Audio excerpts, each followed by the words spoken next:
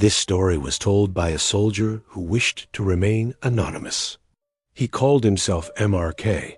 For years, he carried this secret in silence, buried deep beneath the weight of duty and fear. But eventually, he decided the world needed to know the truth about what really happened in those mountains of Afghanistan. It was 2002. An army patrol vanished without a trace. They were on a standard reconnaissance mission in the mountains near Kandahar. Jagged peaks that scraped the sky, caves that had hidden warriors for centuries. And then, the radio went dead. One moment, they were checking in. The next, nothing but static.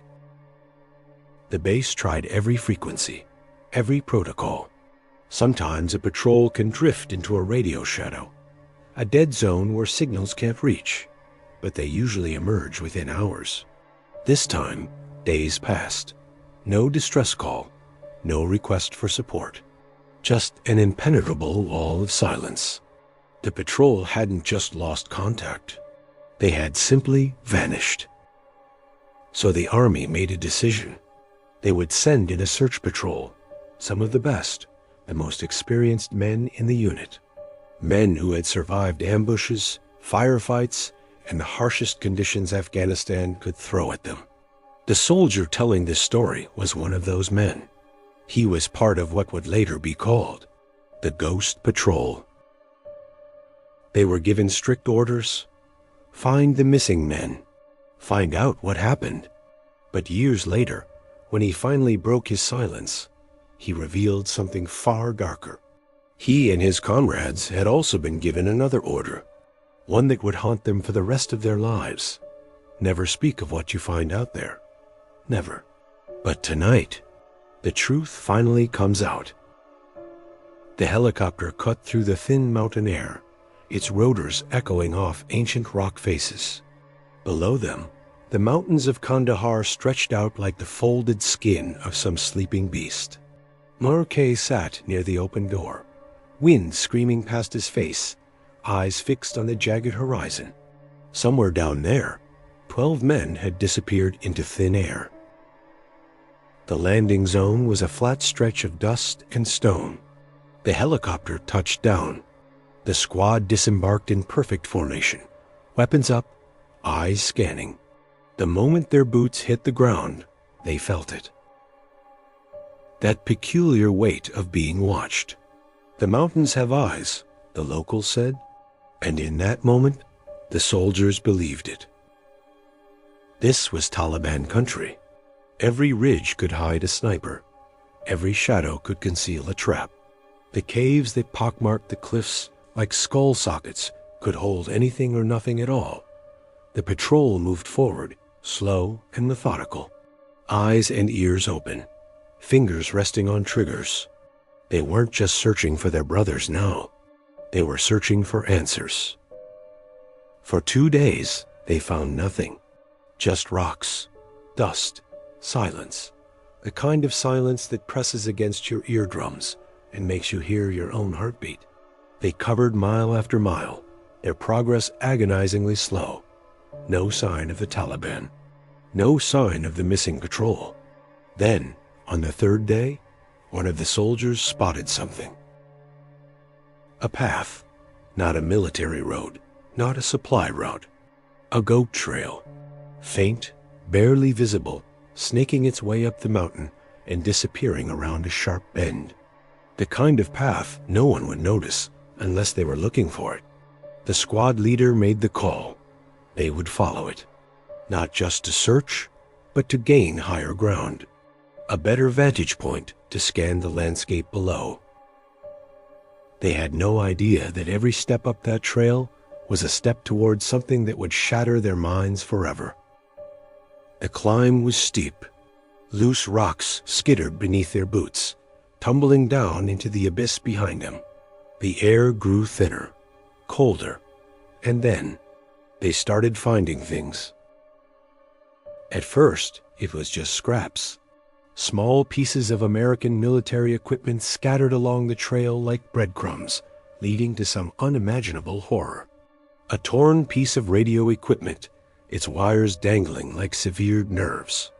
A military backpack, its contents spilled and rotting in the sun. And then, uniform fabric, shredded, torn, stained with something dark that time had turned black. Amar K recognized the unit patches instantly. They belonged to the missing patrol. His heart hammered against his ribs, but his training kept him moving, kept him focused. This could still be an ambush.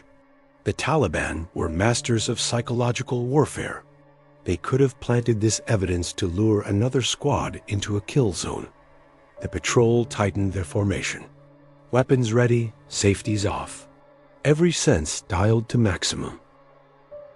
And then they saw the bones. At first, they thought it might be animal remains. Goats, maybe, scavenged by wolves. But as they climbed higher, the bones grew more numerous. Human femurs mixed with ribs.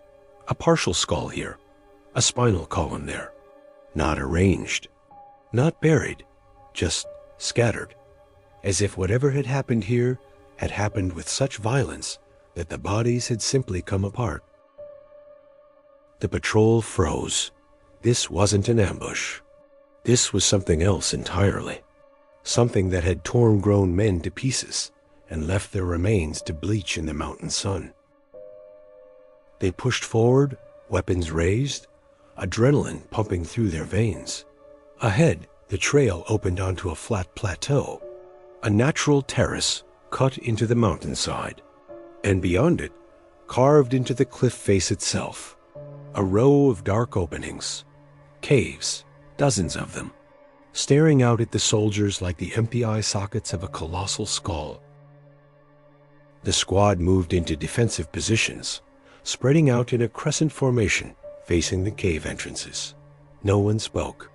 No one needed to. Every man there knew the same terrible truth. Whatever had happened to the missing patrol had happened here. The caves were dark, not the ordinary darkness of shadow or night. This was an absence of light, so complete it seemed to swallow the mountain around it. Marcy felt his skin crawl. Every instinct screamed at him to turn back, to call in an airstrike and level this entire mountainside. But orders were orders. They approached the largest cave. Flashlights clicked on, piercing the blackness with thin beams of white light. And that's when they saw it. Just inside the entrance, the cave floor didn't continue. It dropped away into a vast, yawning pit, a vertical shaft descending into absolute darkness.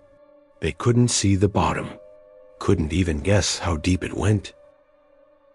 One of the soldiers peered over the edge, his flashlight beam swallowed by the void below. The pit was bottomless, infinite, a wound in the earth that led straight down into unknown depths. They made a quick decision. They couldn't go in there. Not without climbing equipment, not without backup. Whatever had happened to the missing patrol, the answers were down there in that darkness. But they weren't equipped to follow. The squad leader moved to a secure position to radio the base, to report what they'd found, to request instructions. The rest of the squad took defensive positions, weapons trained on the cave entrance. Amar K kept his eyes fixed on that yawning black opening, his finger resting on the trigger, his heart pounding in his ears. And then he saw movement. Fast, dark, deep inside the cave, a shape that shifted in the shadows. For a moment, he thought his eyes were playing tricks on him. The stress, the exhaustion, the fear. It had to be nothing. Before he could react, something came flying out of the darkness. A spear, massive, crude, but deadly. It flew through the air with terrifying speed and struck one of his comrades square in the chest. The soldier went down immediately, dead before he hit the ground. Time seemed to freeze. The patrol stared in horror at their fallen brother. And then, in the same instant, something erupted from the cave. A creature, a man, a giant. He stood between 4 and 4.5 meters tall, 13 to 15 feet of muscle and rage. His hair was red, hanging to his shoulders. His beard was red, matted, and wild. He was dressed in crude animal skins, filthy from years of living in the darkness. His skin was caked with dirt. His eyes burned with primal fury. He let out a war cry that echoed off the mountains, a sound that didn't seem human, a sound that seemed ancient, primordial. He was running toward the fallen soldier, toward the spear embedded in his comrade's chest. He wanted it back. He wanted to use it again, to kill them all. The squad snapped out of their shock. Weapons raised. Triggers pulled. The sound of gunfire thundered across the plateau. Muzzle flashes lit up the cave entrance. Rounds tore into the giant's massive body. He staggered. He roared, but he kept coming. For 30 seconds, they poured fire into that creature. 30 seconds that felt like an eternity. And then he fell. The giant crashed to the ground with a thud that shook the mountain. The soldier, their brother, lay dead nearby. Both of them down. Both of them still. The squad stood there in complete shock, weapons still raised, fingers still on triggers.